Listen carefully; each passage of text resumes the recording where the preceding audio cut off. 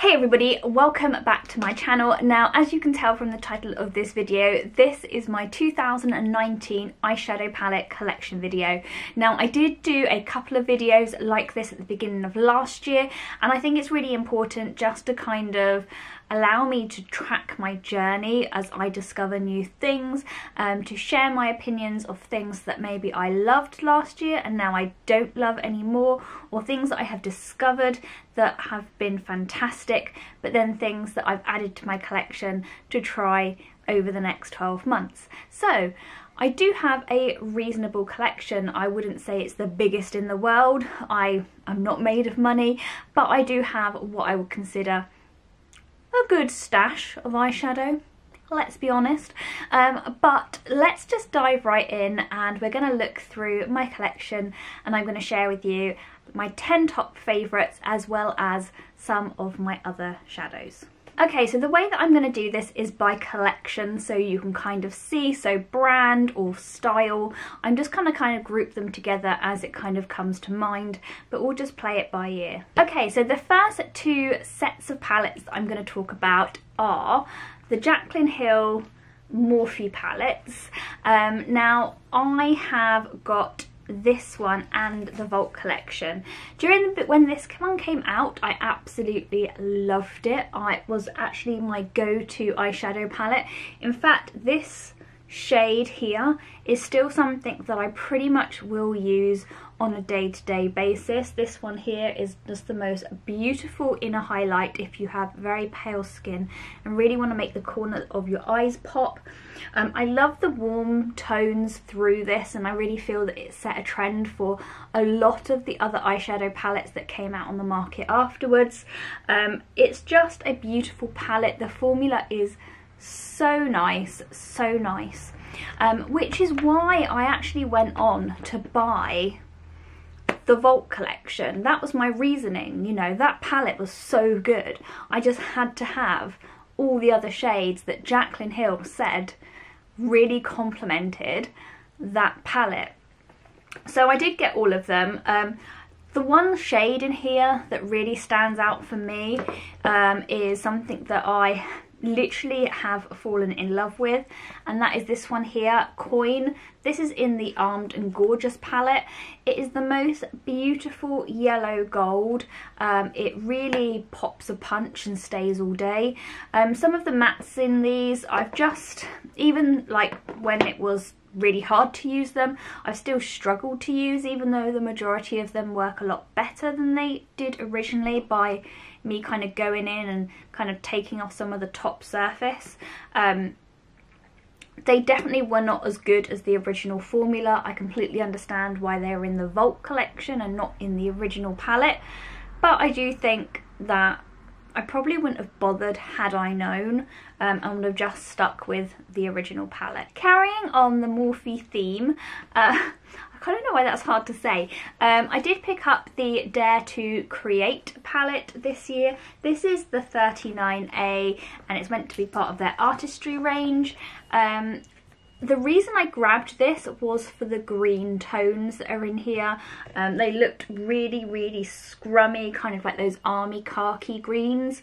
I've really struggled. I've wanted a really nice green shade and not been able to find one this year. Although if you have checked out Lightning Lass's channel recently, she has got the Alien palette by Jeffree Star, and the green in that is just on point. But yeah, so I really went for the greens in this and the blues. They looked amazing. Some of the looks people did with this was fantastic. Personally, I haven't really loved it. I mean, I know that it's a great palette, but it's just not something I've reached for. I think it's because it's so big, like it's really hard for me to kind of like whip out in the mornings when I'm getting ready.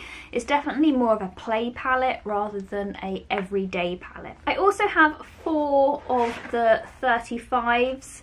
So I've got the 35O, which was probably my first Morphe palette I think I picked up. This is the one with like the amazing oranges in it, which started my love of copper shades. It is a really gorgeous palette. It still is. It's not something I have reached for in the past couple of months. I'd say at least in the last 6 months I've not grabbed or kind of felt the need to go for it because I've had so many other better shades. I've also got the 3502, which has got like more of like the red shades in it. Love these as well. Definitely my colours. In fact, looking at it now, I'm questioning why I'm not using this more, because it is gorgeous. There's some really lovely shades in there. The thing I find with these 35 palettes is the shades are so similar. You know, if you pick one palette up, like the difference between each shade is so minute that sometimes you don't know which shades to go for. I'd love to see Morphe bring out like a series of tutorials for each palette for different types of looks. I've also got the 35B palette. I don't think I've even touched this one yet. It's so fun and playful. As I said, it's definitely a play palette, but I'm just waiting for that perfect moment and that row of beautiful greens. I would love to use them. I just need the perfect reason to. Give me a reason to use this palette. I do have the 35F as well. This is the palette that sold out for I don't know how long, like absolutely ages, and it's just beautiful. I love the shades in this one. It's so wintry and autumnal and warm and cozy, and you've got those beautiful kind of crisp berry colours. Lots and lots of shimmers in this one, so you do really have to kind of pair it with others, or you do just have this one row of you know, tones that you can use, and the difference between them is so marginal that it doesn't really make much difference. But the shimmers, you know, this lovely berry colour here is just gorgeous. You know, you've got your bronzy golds as well. It's not one that I have reached for, if I'm completely honest, but that is just because I've had new things to play with. But this one and the last other two Morphe palettes I've just showed you, I definitely wouldn't get rid of them for all the money in the world. They are lovely. Okay, so I do have two further Morphe palettes. This is the 25A. This is the original formula. I don't know if they've changed it or not, but they've definitely changed the packaging of this one now. And when this one came out, oh my goodness, I was in love with it. You know, those beautiful copper shades, the touch of shimmer that's in these is just, oh, I love it. I think this is a beautiful palette. It's really gorgeous. My only issue with it is, like, if you look at this row here, they are almost all identical, but it's just a really nice, like, if you like really simple everyday eyeshadow looks, and this is just a fantastic palette. It's gorgeous. I highly recommend it. Yeah, absolutely beautiful. I don't reach for it probably as often as I should, and I think I need to put it back into my everyday collection because I took it out, just to try and play with it a bit more, because it is really nice and the formula in this is great. Another Morphe palette I have is the 12Z palette. So this is basically one I think I picked up from like Beauty Bay or Cult Beauty when it was on offer, and it's a mix of, like, you've got mattes, silvers, they're all kind of like dark jewel toned colours, which aren't necessarily like my everyday colours, but it's nice to have like a mini collection like this in your collection, so that if you wanted to dip into it you could do. I definitely would use like the more smoky colours if I needed to do like a really kind of deep sultry smoky look for any reason, but from a day-to-day perspective I'm glad I don't have a big palette of these shades, just because I wouldn't dip into it. But on the odd occasion I have tried using some of these and they are really good. This year for me was a year that I discovered the brand Violet Voss. So I picked up two of their pro palettes this year. The first one is the Drenched Metals, which, oh, look at those shades. They are all shimmers. I mean, I don't really touch the top row because they're kind of like pastel-y colours and I'm not all into that, but these lovely kind of like jewel tones and the reds are just gorgeous. Really nice formula. I really do like that palette. It's not one I reach for like automatically. However, I did also get the Violet Voss Pro Like a Boss eyeshadow palette. Look at the hollow on that. But I really liked this one, and this was actually something that I picked up, I can't remember when it was, like in the summer, and I had it imported from the US. And the main reasons that I got this palette was for the shade Girl Crush, and what other one was it? Was it Royal? That one there, that beautiful kind of like jewel greeny colour. Those colours just really kind of spoke to me, and I really liked them. You could have this as your main everyday eyeshadow palette and it would work beautifully. If this was the only palette I had, I would generally be quite happy. It has pretty much a little bit of everything that you need. Some coppers, some golds, some greens, some warm tones, some cool tones. It's really nice. I think this Smart as AF is like dual chrome, so you know, it's got some really interesting things going on with it. But I don't reach for it, and I don't know why. I think it's because it is a little bit bigger, and it's not kind of like handbag friendly. I'm not really sure. I do want to play with it more in the new year. I don't think I've done a review or a demonstration on it yet, so I really want to do that. But it is something or a brand that I would buy again. If I saw another palette that I really liked, I definitely would get more. Okay, this year was my first year ever trying a naked palette. So I got the Urban Decay Naked Heat palette, which is basically all the coppers you can imagine under the sun, with a little kind of pinch of sort of like purpley tones at one end and kind of like bronzy colours in the other. I really loved this palette when it came out. I was absolutely obsessed with it. I was only using this for about 3 or 4 months. I really enjoyed it. However, I discovered something after buying this one. I went on to buy the Petite, the Urban Decay Naked Petite Heat palette, which basically looks very similar, but it's all mattes and just kind of gives a different dimension and adds something else to this palette. I am, I think, mildly allergic, or my eyes are very sensitive to something that's in the Naked Heat palette. It always used to make my eyes water, and I just put it down to, I think it was in the summer that I was using it, and it was, I thought it was hay fever.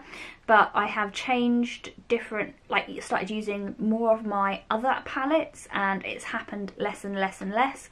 So I think there's something in here that's quite upsetting to my eyes, like my eyes just don't like it, which is a real shame because I loved some of the shades in here. Scorched, Lumber, so many of them are absolutely gorgeous. I would say if you are after a warm toned eyeshadow palette, check out the Naked Heat palette because it is really good, and you'll probably be less unlucky than me and not allergic to some of the shades or irritated by the shades. This one, I did pick it up and I've used it a couple of times, but I just find the shades in there are a little bit too washed out for me. They're not as bold and punchy as I want them to be. So yeah, it's not something I reach for. Another palette that I sort of regret buying this year but had never tried the brand before of was the Zoeva Spice of Life Christmas collection. So these are really nice. They're lovely warm tones. They very much remind me of the 35F Fall Into the Forest palette that Morphe did, just because they are all pretty much that kind of beautiful kind of like sheer shimmer. They don't really do anything, they don't really punch, they don't really pop. They're a nice everyday warm tone palette that's affordable. I think for the price it's great, and I think if I didn't have 20 other thousand warm tone palettes it would be really great. Like, you know, like a first, if this was my first warm tone palette, that would be really good. But when I compare it to my other ones, it's okay, it's alright. it's good in a pinch. I think it's the sort of thing you could take on holiday with you, or if you're away for a weekend, if you took it with you, you'd pretty much have everything that you needed, but it's very generic. Oh my goodness, now this is a palette that had me all sorts of excited this year. It is by Coloured Rain. Now these went on offer, I think, on Beauty Bay, and they had two different mini eyeshadow palettes, and they were still quite expensive. I think it was like 20 to 30 pounds for 6 shades, but their eyeshadows are always quite on the pricey side. Now this colour, Pickleberry, this one at the top, wow, it's beautiful. I've never seen a shade like it. It's absolutely gorgeous. The formula in these is so creamy, so buttery. The colour payoff is fantastic. I really, if there was one eyeshadow company that I would say that really inspired me this year to step out my comfort zone, and if they brought out like a really wacky palette, I wouldn't fear buying it because I knew the quality would be there, would be this. Coloured Rain, great, really great, really fun, playful, absolutely very impressed. Okay, and coming up close second to the Coloured Rain palette is this one by Julians Place. Now I haven't really played around with this a huge amount this year. I've probably used it a handful of times. I really liked the size of the pans in this one. I thought they were really good value for money considering it's an indie brand. Their pigmentation is really good. It's on point. It doesn't fail to deliver ever. All their shadows are great. They've done quite an interesting thing with this palette, which I liked, the fact that you had this really interesting top 2 rows of colour, kind of like bright shimmers brought into it. You've still got your kind of like safe quads down at the bottom for your warm tones, but you do have some shades in here that have got glitter in them. And I don't have a lot of glitter eyeshadows. I feel like that was very 80s, but apparently glitter makeup is making a comeback this year, so this is definitely something that I would dive into again this year. I'm not gonna be like hiding it and scurrying it away. I'll definitely be using it, and probably using it maybe a bit more than I did last year. Next, I have a quick selection of palettes that I have just lost all interest in. That includes the Tartelets, not for me anymore. I've got the Man Eater by Tarte, the Balm, not really doing it for me anymore. I don't know why, they're just, yeah, redundant. I do have a couple of sleek palettes. I've got 2. So I've got I Divine Oh So Special, and I've got Vintage Romance. I've always felt that they're a bit hit and miss. Vintage Romance was probably one of the better sleek palettes I've tried. There was some really nice kind of smoky looks that you could make with that one. The I Divine Oh So Special was very generic, and I couldn't get a lot of pigment out of this, so it's kind of sat by the wayside and, yeah, collected dust. I also have a Decay eyeshadow palette, which I got in a cohorted box. Yeah, it's nothing special. I think the shades in it worked reasonably well. They didn't stay on my eyes all day. They did crease after a couple of hours, but they were okay. I definitely wouldn't have put the price on it that they sell it for. Like, I wouldn't have bought it for that price. Absolutely no way. When I consider the eyeshadow palettes that I do have that work really well, I wouldn't compare them in the same league as this. I think this is a bit more designer rather than being a really good formula. Okay, so I have 2 palettes that are very similar, that are very much on the either end of the spectrum. One of them is the Huda Beauty Topaz Obsessions palette, and the other one is the Primark Amber x9 Passions palette. Now this one's £3 and this is £25, and this is meant to be a dupe for this one. So I got this for Christmas as a gift from somebody, and I have done a get ready with me using this, and it's just amazing. Like, I cannot, these are just totally my colours. If I could just have one palette, I'd be quite happy with this. This is meant to be very much a dupe for this. They're meant to be very, very similar. I will do a comparison video, I think, at some point, because I think it would be quite interesting to do that. But yeah, actually really loved the Primark version. I thought this was incredibly good. I actually did a video reviewing it, and I found that it was a very, very good formula. I haven't reached for it, mostly because I have other shadows that I think do still outperform it, but for the fact that this was £3, it was better than a lot of my sleek palettes. I would say it's probably, the pigmentation is very much similar to a Morphe palette, and yeah, I thought it was really, really good. Don't know if it would compare to a Huda Beauty palette, but I would really like to dip back into it and do a comparison. Another two palettes which I am very excited to do a very similar thing with is Subculture and the Makeup Revolution Reloaded Iconic palette.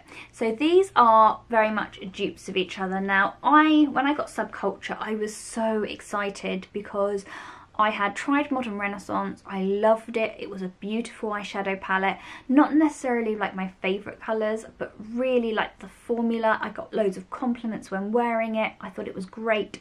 So when I tried this and the disaster that this was, although I could get it to work, it was a chore, it was a job, it wasn't fun, and it's meant to be fun, it's meant to be playful, they're playful colours. I tried a couple of dupes and didn't really feel that any of them compared. I have tried this and done a review video on this, and I really, really liked it. I thought it worked really well, and it was nice. It didn't have necessarily the staying power that an Anastasia Beverly Hills eyeshadow palette has, but that's what you would expect from Makeup Revolution. But I haven't done a compare video, so I will do that. I know there are so many of them out there already, but just for my own knowledge and experience and trying things out in real life, I really want to give that one a go as well. Moving on to Makeup Revolution, this was definitely the year for Soph. Oh my goodness.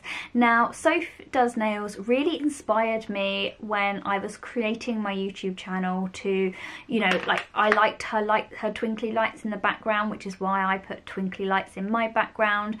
I like the way that she presents herself, and I think she's really fun, and even though she's a little bit younger and maybe aimed at a slightly younger market, I really was quite inspired by her.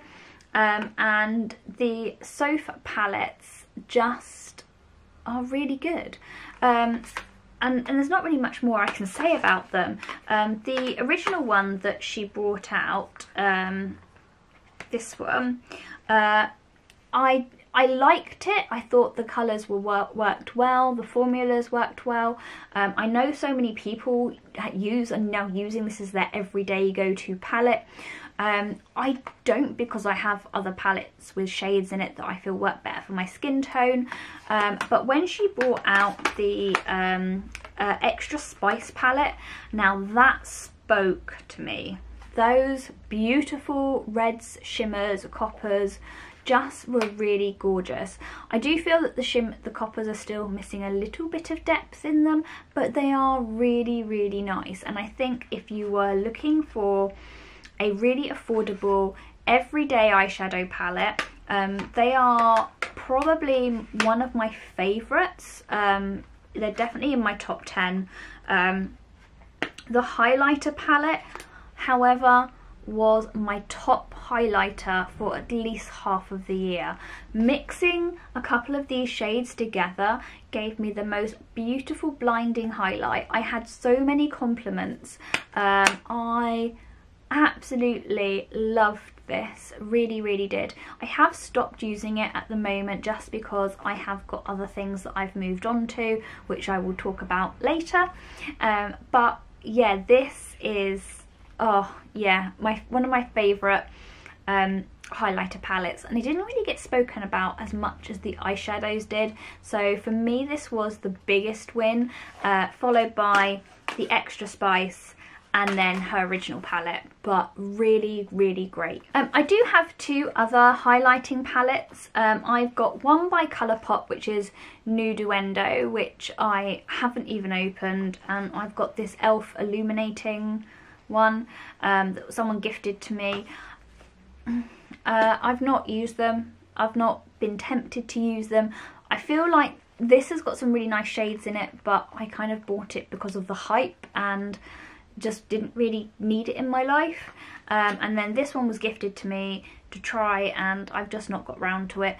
So, oh, I do have another one. Hang on. Okay, so the other palette that I have that is a highlight palette is my favourite.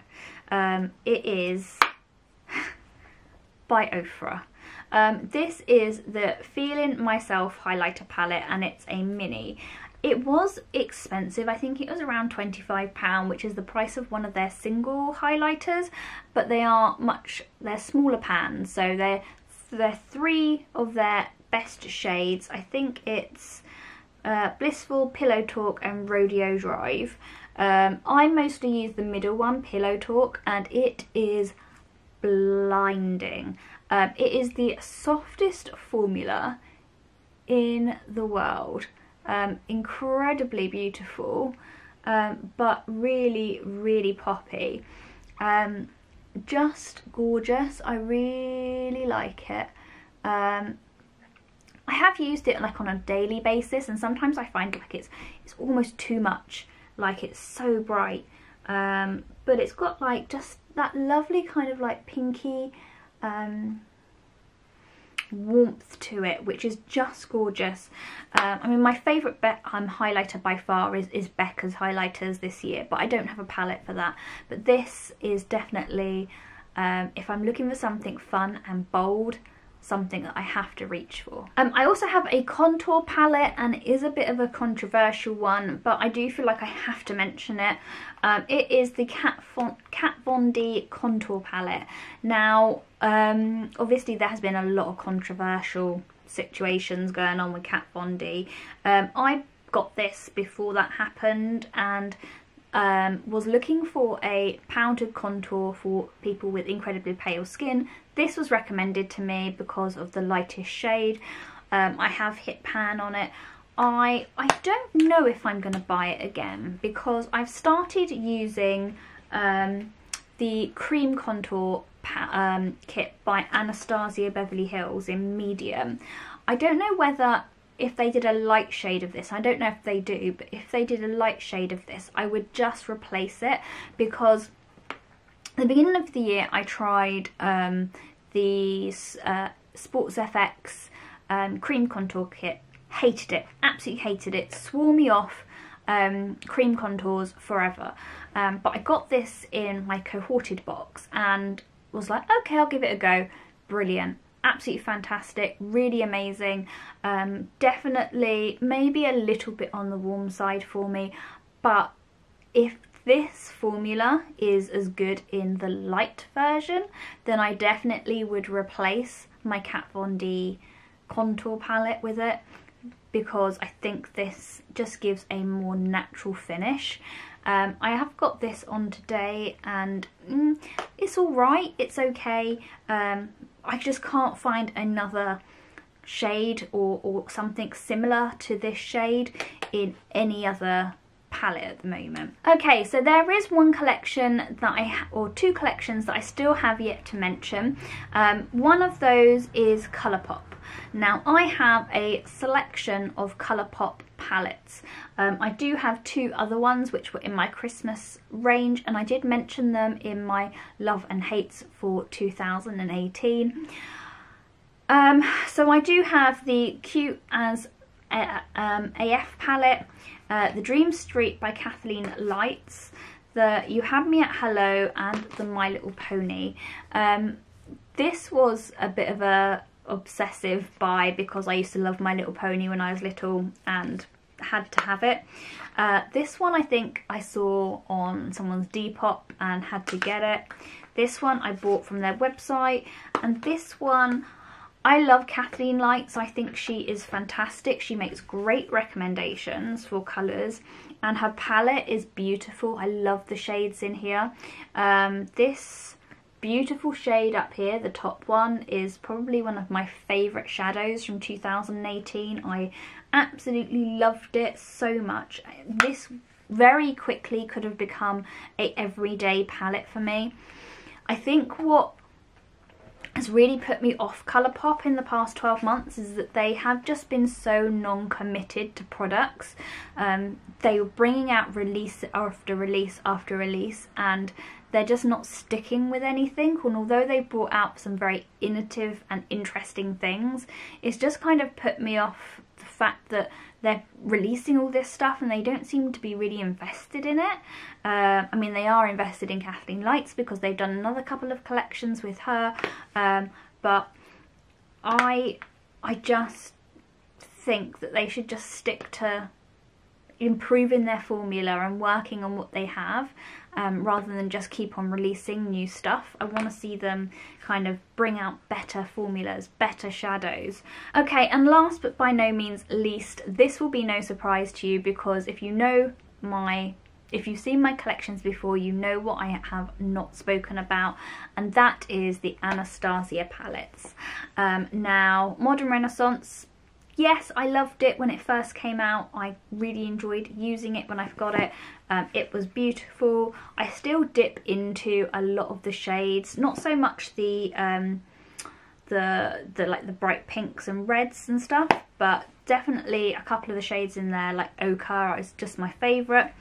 Norvina palette definitely comes in third place. I love the playful colours in here, not necessarily every day, but with definitely some of my, when I'm wearing a lot of greys and cool tones, I really like that to balance out my eyeshadows by doing like purples and things like that. And then Soft Glam. I really want to buy another one of these just to have a backup because there are so many shades in here that just work for me. Every day just work for me and I don't have to think about it. It's so easy to use. It has become my favourite palette of 2018. I definitely couldn't live without it now. It's just brilliant, and yeah, I think it's great. I hope they never ever get rid of it because it is just, they are just perfect shades for me. You know, I love them so much. I wear them pretty much every day now. I just, yeah, I love them. They work really well, so yeah, brilliant. I know this was a very long video. Thank you for sticking with me and seeing my entire collection as it stands at present. I am absolutely going to do lots more reviews and tutorials over the next 12 months. Let me know if there's any of those particular palettes you'd like me to see me do more on.